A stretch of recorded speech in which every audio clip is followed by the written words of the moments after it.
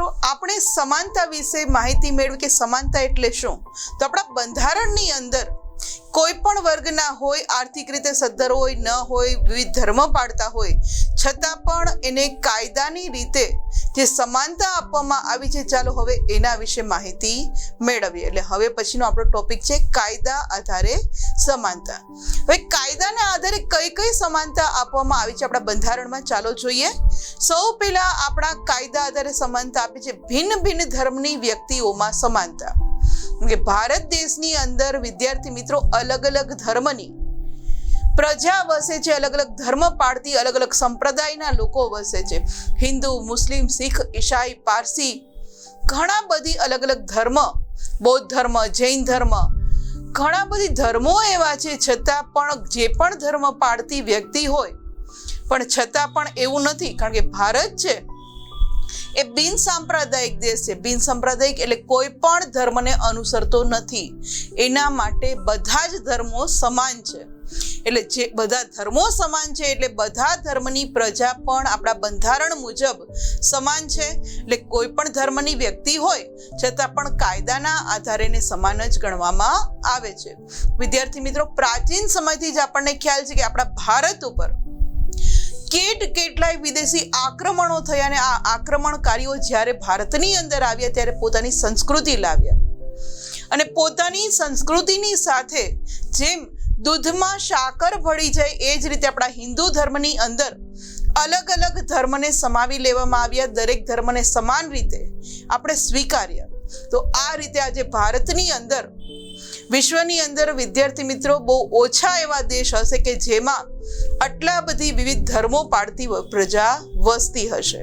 તો એ જ રીતે આપણો ભારત દેશ એટલા માટે જ મહાન કહેવાય છે, કારણ કે ઘણા બધી ધર્મની પાળતી પ્રજા છે એ આપણે અહીંયા વસે છે. છતાં પણ આપણા બંધારણને એ રીતે કાયદા ઘડવામાં આવ્યા છે કે દરેક ધર્મની પ્રજાને સમાન હક મળી રહે. બીજો જે હક કાયદા આધારે છે એ વ્યક્તિગત વિકાસમાં સમાનતા. કોઈ પણ વ્યક્તિ છે ને પોતાના વિકાસ માટે સમાન કાયદા આપણા ભારતની અંદર જે બંધારણની રચના કરવામાં આવી છે એ માટે સમાનતા પૂરી પાડવામાં આવી છે. કોઈ પણ ભાષા, કોઈ પણ બોલી બોલનાર વ્યક્તિ હોય છતાં પણ એને સમાનતા આપવામાં આવી છે કે કોઈ પણ વ્યક્તિ હોય એને કોઈ ઉદ્યોગ કે ધંધો સ્થાપવો છે તો શું એવું બને કે ભાઈ ગુજરાતી છે તો એને પહેલો પ્રાયોરિટી છે, સાઉથ ઇન્ડિયન છે તો એને પછી પ્રાયોરિટી છે? ના, આપણા બંધારણ મુજબ એને જે કામ ધંધો કરવો છે, એને જે વ્યક્તિગત વિકાસ કરવો છે, એ કોઈ પણ બોલી બોલતો હોય, કોઈ પણ ભાષા બોલતો હોય, છતાં પણ એને કાયદા દ્વારા સમાનતા આપવામાં આવેલી છે. એ જ રીતે વિદ્યાર્થી મિત્રો, લિંગ આધારિત, લિંગ એટલે સ્ત્રીલિંગ હોય કે પુલ્લિંગ એટલે કે સ્ત્રીઓ અને પુરુષો બંનેને સમાનતા આપવામાં આવી છે આપણા બંધારણ મુજબ. કારણ કે આપણા બંધારણની અંદર એવી જોગવાઈ કરવામાં આવી છે કે જે કાર્ય પુરુષો કરે છે એ સ્ત્રીઓ પણ કરી શકે.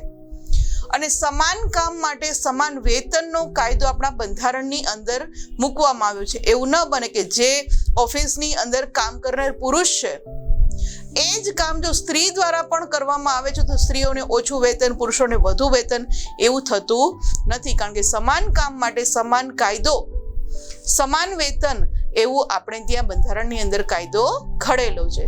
તો એ જ રીતે આપણા કાયદાના આધારે શિક્ષણ મેળવવામાં પણ સમાનતા આપવામાં આવી છે.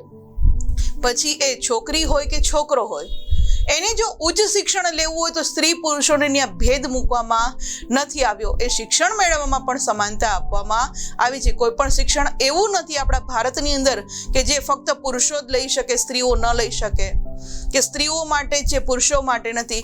શિક્ષણ મેળવવા માટે પણ સમાનતા આપવામાં આવી છે. પછી એ નર જાતિ હોય, નારી જાતિ હોય કે નાન્યતર જાતિ હોય, એ બધાને માટે શિક્ષણ મેળવવા માટે સમાનતા મૂકવામાં આવી છે. અને સાથે સાથે વિદ્યાર્થી મિત્રો, વિચારોની અભિવ્યક્તિમાં પણ સમાનતા મૂકવામાં આવી છે. કઈ રીતે? કે સ્ત્રી હોય કે પુરુષ હોય, દરેકને પોતાના વિચારો અભિવ્યક્ત કરવામાં પણ સમાનતા આપવામાં આવી છે. હા, પહેલા આપણા સમાજમાં એવું હતું કે સ્ત્રીઓને થોડા ઓછી સ્વતંત્રતા હતી, કે ઉચ્ચ શિક્ષણ ન અપાવતા, બહાર જવાની પરમિશન નહોતી, એની જે કંઈ લાગણીઓ છે, એના જે કંઈ વિચારો છે એને માન આપવામાં ન આવતું. પણ હવે આપણા બંધારણમાં જે કાયદા ઘડવામાં આવ્યા છે એમાં વિચારોની પણ અભિવ્યક્તિ કરવામાં સમાનતા આપવામાં આવી છે. આ ઇમેજની અંદર આપણા બંધારણની અંદર જે સમાનતા આપવામાં આવી છે કાયદાના આધારે, એ આપણે જોઈ શકીએ છીએ. આગળ વાત કરીએ વિદ્યાર્થી મિત્રો, તો કોઈ એક સ્થળે પહોંચવાની હરીફાઈ રાખવામાં આવે. સમાનતા એટલે શું? ચાલો એક્ઝામ્પલ લઈએ કે કોઈ એક સ્થળ નક્કી કરવામાં આવ્યું, હરીફાઈ નક્કી કરવામાં આવી કે ચલો ભાઈ હરીફાઈ કરી કે આ સ્થળ સુધી બધાએ પહોંચવાનું છે. હવે આ સમયે જે ખેલાડીઓ આવ્યા છે એમાં કોઈ એક ખેલાડીને તમે સાયકલ આપો, બીજા ખેલાડીને મોટરસાયકલ આપો એટલે કે ટુ વ્હીલર આપો, અને ત્રીજા ખેલાડીને એવું કહેવામાં ભાઈ તારે દોડતા પહોંચવાનું છે, તો આને આપણે સમાનતા કહી શકીએ નહીં. કારણ કે આપણને ખ્યાલ છે કે મોટરસાયકલ ટુ વ્હીલર જેની પાસે છે એ જ પહેલા પહોંચી જશે, એના પછી સાયકલ વાળો પહોંચશે અને દોડનાર વ્યક્તિ તો પાછળ જ રહેવાનો. તો આને સમાનતા ન કહી શકીએ. જો એક જ સરખી આપણે હરીફાઈ કરવી તો ત્રણેયને કાં તો મોટરસાયકલ આપો, ત્રણેયને સાયકલ આપો, યા તો ત્રણેયને દોડતા મોકલો, તો એને હરીફાઈ કહી શકાય. પણ હરીફાઈ હોય અને બધા ખેલાડીને અલગ અલગ તમે વસ્તુઓ આપો તો એને સમાનતા કહી શકાય નહીં. જે આ ઇમેજની અંદર આપણે જોઈ શકીએ કે આ રીતની હરીફાઈ હોય તો ક્યારેય એને સમાન હરીફાઈ આપણે ગણી શકાય નહીં. વિદ્યાર્થી મિત્રો, આ ત્રણેયને જે સાયકલ, મોટરસાયકલ કે દોડતા રાખવામાં આવ્યા તો જ સૌને સમાન અવસર મળ્યો કહેવાય? ન કહેવાય, કારણ કે સમાન અવસર જ નથી. અહીંયા અસમાનતા કહેવાય, કારણ કે એકને અલગ છે, બીજાને અલગ છે, ત્રીજાને પણ અલગ છે, એટલે આને સમાન ગણી શકાય નહીં.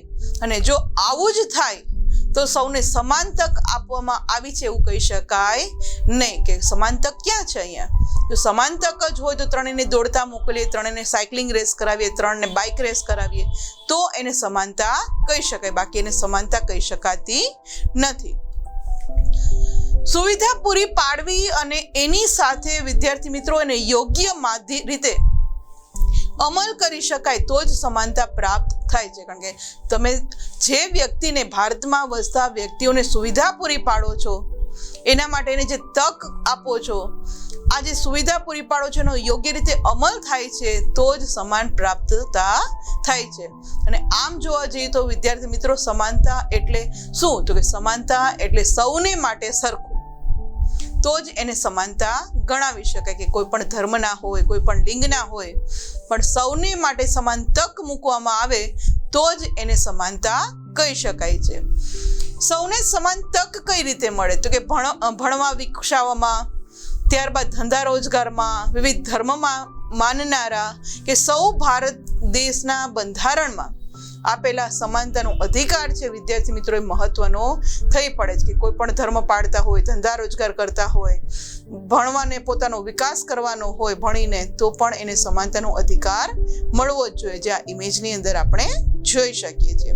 વિદ્યાર્થી મિત્રો, આપણો વિકાસ જે છે એની સાથે સૌનો સર્વાંગી વિકાસ દ્વારા દેશનો વિકાસ થાય.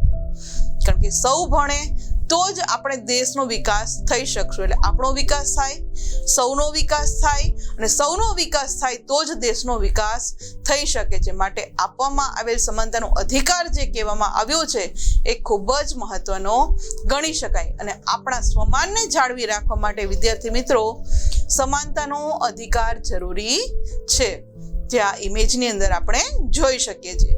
વિદ્યાર્થી મિત્રો, અહીંયા ઇમેજમાં જે આપણને સમાનતા આપવામાં આવી છે કે ખૂબ અમીર હોય, ખૂબ ગરીબ હોય, બધાને સરખું જ પ્રોવાઈડ કરીએ તો એ સમાનતા ન કહી શકાય. કારણ કે અમીર વર્ગી વ્યક્તિ છે એ વધુ અમીર થઈ જશે. પણ જો ન્યાય રીતે કરીએ તો આપણે આ ઇમેજની અંદર જોઈ શકીએ છીએ કે સૌથી જે નીચી કક્ષાનો વ્યક્તિ છે કે જેને ખૂબ જરૂરી છે માહિતી આપવી, એનો વિકાસ કરવો, તો એના માટે ડબલ ટેબલ મૂકવામાં આવ્યું છે. એનાથી જે મધ્યમ વર્ગનું છે એને સિંગલ આપવામાં આવ્યું છે. અમીર વર્ગ તો ઓલરેડી કમાય જ છે તો એને નથી આપવામાં આવ્યું. તો આ રીતે જો ન્યાયથી આપણે સમાનતાનો અધિકાર આપીએ એ ખૂબ જ જરૂરી છે, જે આ ઇમેજ દ્વારા આપણે જાણી શકીએ છીએ.